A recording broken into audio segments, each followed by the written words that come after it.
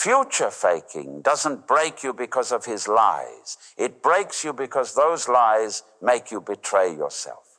And isn't that the cruelest wound? Not the silent treatment, not the absence of love, but the way your own hope becomes a chain around your neck. If that already feels uncomfortably close, don't turn away, because in the next few minutes, you'll see why his promises of tomorrow are the oldest trick of the human shadow, and why they keep you hooked long after the love is gone. The man who future fakes does not only lie to her, he lies to time itself. He bends tomorrow into a narcotic, a drug she drinks today. But why does it cut so deep? Because the wound is not the broken promise. The wound is the soul's betrayal. The moment she realizes that every whispered tomorrow was never meant to arrive. Have you noticed how hope can feel heavier than despair? A woman clings not to the present, but to the visions painted in her mind. The trips, the house, the children, the hand he swore would never let go. She doesn't hold the man. She holds the idea of him, shimmering like water in a desert. This is the genius and cruelty of future faking. It makes her complicit in her own captivity. She builds the prison with her own longing, one imagined brick at a time. And isn't it strange that what hurts most is not what he said, but what he invited her to believe? Psychology has a name for this: intermittent reinforcement. The same principle that keeps gamblers locked to machines keeps lovers bound to men who speak of futures they never intend to live. One dazzling win, one intoxicating glimpse of someday is enough to blind her to 100 empty days. Carl Jung would call this the spell of the animus, the masculine archetype inside her psyche that longs for completion through promise. She does not fall in love with him. She falls in love with the projection of her own inner masculine, the voice that whispers of purpose, direction, destiny. And so when he speaks of forever, she hears not just his words. She hears her own unfinished soul echoing back to her. But here is the cruel twist. The man who future fakes is also ensnared. He too is ruled by shadow. He does not promise because he intends to deliver. He promises because he fears the abyss of the present. He speaks of future light to hide present darkness. Have you ever noticed how some men grow more eloquent the more hollow they feel inside? His poetry is not truth. It is anesthesia. The more fractured his own being, the more he constructs worlds of tomorrow to cover the ruins of today. The Stoics warned of this. Seneca wrote, "While we wait for life, life passes." And so the future faker is not only stealing her time, he is stealing his own. Now pause for a moment. Ask yourself, why do we stay in illusions we secretly sense are false? Because the soul does not crave truth. It craves completion. And completion can wear the mask of a lie if the lie is beautiful enough. But beauty has teeth, and the promise of forever always carries the shadow of betrayal. For the same lips that speak of destiny today will one day speak only silence. And silence, as you will soon see, is the sharpest cut of all. Silence has a way of growing teeth. At first it feels like absence, but then it becomes presence, thick, suffocating, undeniable. Have you noticed how the longer you wait for an answer, the louder the silence becomes? This is where future faking leads, the shadow realm of unmet promises. The woman waits, not for his touch, but for the world he promised. And each day of silence forces her deeper into the underworld of her own psyche.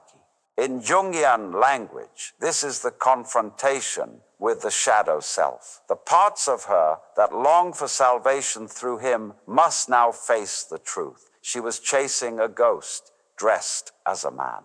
And isn't it strange how a ghost can feel more alive than the person standing in front of you?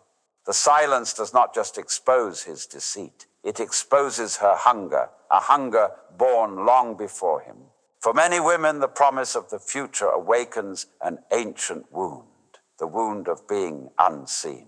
Not unseen in daily life, but unseen in essence. She hopes his promises mean, I see you, I choose you, I will build with you. But when the promises collapse, the wound is laid bare, the ache of not being fully chosen. Have you ever felt that sting, that you were not loved for who you are, but for the dream you were willing to carry? Psychology calls this the trauma bond. It's the tether between pain and pleasure, forged through cycles of hope and despair. Every false promise followed by silence becomes a thread, and thread by thread, the woman finds herself tied to him, even when she knows he is poison. The Stoics warned us that desire is the root of bondage. Epictetus wrote, if you want freedom, desire nothing that depends on another. But here lies the paradox. The more she desired freedom through his future, the deeper she sank into dependence. Future faking is not only his weapon, it is her mirror. It reveals the depth of her need for certainty in an uncertain world. And isn't that what we all crave? A map, a promise, a guarantee that love will not slip away like sand through the fingers. But the shadow has no maps. The shadow feeds on illusions, and the more she resists, the tighter it binds. This is why some women cannot leave even when they know the truth, because leaving would mean facing the unbearable void. What if I was never truly loved at all? Better, the psyche whispers, to keep the illusion alive. Better to replay his words, his promises, his someday. Better to believe than to confront the emptiness of silence. Have you noticed how the human mind can make prisons feel like home simply because the chains are familiar? And yet, silence is not only cruelty, it is revelation. For in the darkness of unanswered questions, the woman begins to hear another voice. Not his, not the echo of promises, but the whisper of her own neglected soul. Here lies the turning point, though she does not yet know it. Every silence, every broken promise, every vanished tomorrow is carving space inside her. Space where something ancient and powerful can rise. But before that rebirth, she must descend further into the roots of illusion, into the trauma of her lineage, into the very shadow that binds her to men who promise but never deliver. For the underworld always demands a price, and to climb back into the light, she must first walk through the dark. But the question that will decide her fate is simple and merciless. Will she cling to the ghost of his promises, or will she let silence strip her bare? Because only one of those paths leads to freedom. Every myth has its descent, but every descent waits for a crack of light. And here, in the cavern of silence, the woman begins to see what was hidden all along. His words were not maps, but mirrors. His promises were never about tomorrow. They were about today's emptiness. Have you noticed how illusions crumble the moment you dare to stare at them without flinching? This is the moment of confrontation, the ego's death, not his, hers. The part of her that believed love could be secured with promises must die. The part of her that thought forever could be spoken into existence must shatter. And isn't it terrifying that to be free, she must bury the very dreams that once kept her alive? Alan Watts once said, the more a thing tends to be permanent, the more it tends to be lifeless. Future faking thrives on the illusion of permanence, but life, raw and unfiltered, exists only in the now.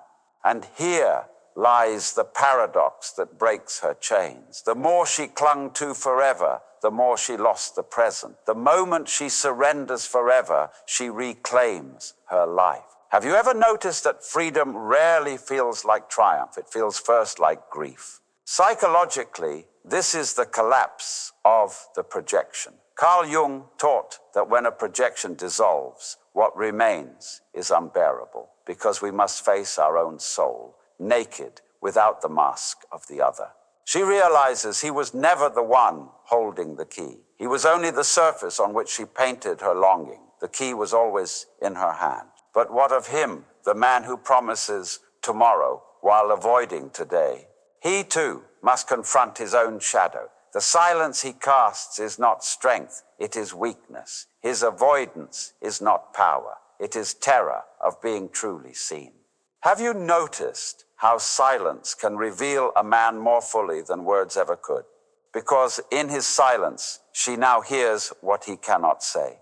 I am not who I pretended to be. I cannot give what I promised, and I do not know how to live without illusion. Here the woman has a choice, to remain chained to the theater of his lies or to break the stage entirely.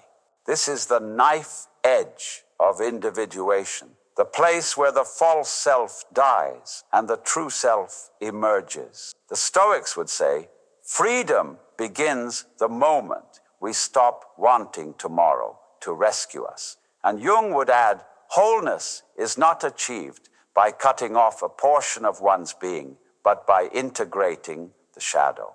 And isn't it profound that freedom begins not when he changes, but when she sees? But seeing is not enough. Awareness without courage collapses back into illusion. She must dare the unthinkable, to let his promises die inside her, to bury the forever she was waiting for, to look into silence and not flinch. This is ego death, not the destruction of who she is, but the death of who she thought she had to be loved. She does not need to be the woman waiting for tomorrow. She does not need to be the keeper of his fantasies. She does not need to beg a ghost to see her, because the one who must see her now is herself. And yet this death feels unbearable, because when illusions die, silence deepens before it softens. It feels for a time like drowning in emptiness. Have you ever noticed how the moment before dawn is the darkest of all?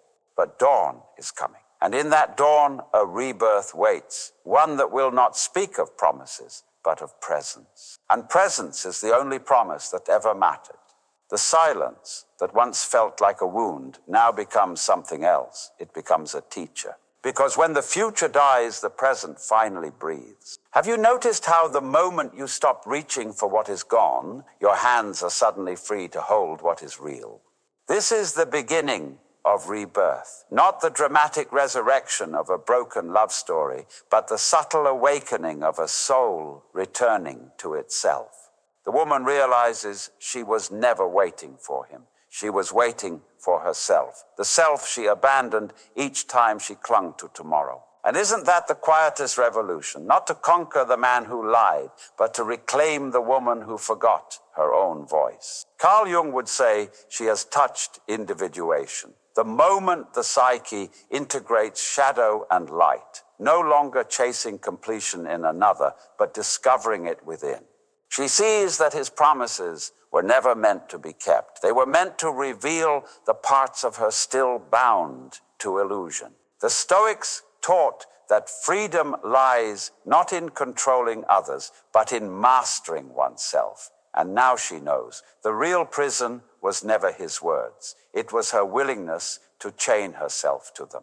Future faking loses its power the moment she stops bargaining with tomorrow, because when tomorrow no longer owns her, neither does he.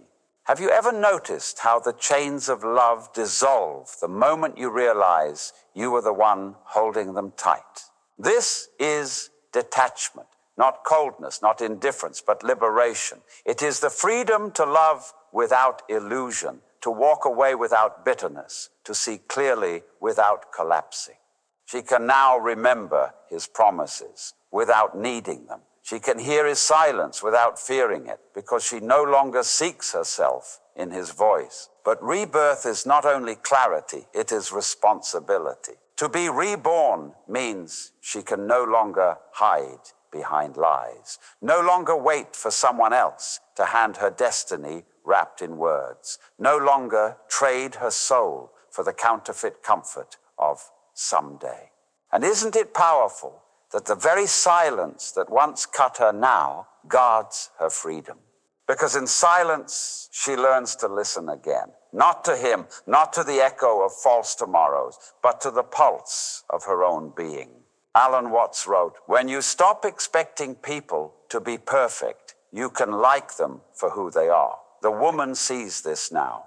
The man who future faked was not a god, nor a savior, nor a monster. He was a mirror of her own longing, her own shadow, her own hunger for certainty. And so she forgives him, not to excuse, but to release. Because forgiveness is not about him. It is about no longer carrying the weight of a dead tomorrow. Rebirth is rarely loud. It arrives in whispers, in the first deep breath that doesn't ache, in the first sunrise that feels like it belongs to you. In the first moment, you realize you are no longer waiting. Have you ever noticed how freedom doesn't announce itself? It just appears, like silence, but softer now, like absence, but no longer empty. And here the cycle ends, not in promises, not in illusions, but in presence. She sees him now as he always was, a man speaking of tomorrows he could never give, but she no longer aches for them, because she has something greater than forever. She has herself. What once felt like loss now breathes like liberation. And in his silence, she finally hears it, the sound of her own soul returning home.